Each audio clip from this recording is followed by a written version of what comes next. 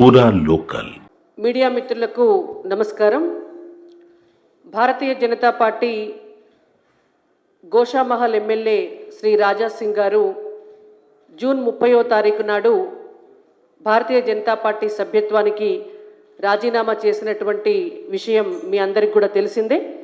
అయితే వారు శాసనసభ్యులుగా ఉన్న నేపథ్యంలో వారి రాజీనామా లేఖను అప్పటి పార్టీ అధ్యక్షులు శ్రీ కిషన్ రెడ్డి గారు జాతీయ పార్టీకి పంపించడం జరిగింది.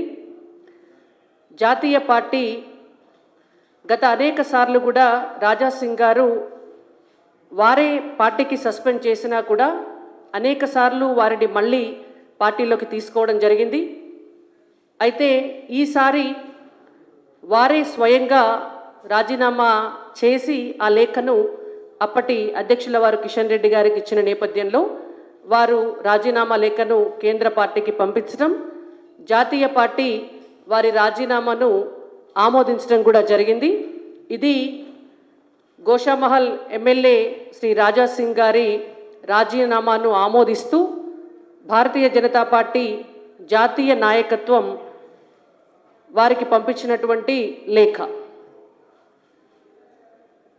రాజా సింగ్ గారి పట్ల పార్టీ కార్యకర్తలకు కానీ పార్టీ నాయకత్వానికి కానీ ఎటువంటి వ్యక్తిగత విభేదాలు లేవు. కేవలం క్రమశిక్షణ రాహిత్యం అనేటువంటి అంశం నేపథ్యంలోనే వారే రాజీనామా చేసిన నేపథ్యంలోనే ఈ రాజీనామాను ఆమోదించడం జరిగింది.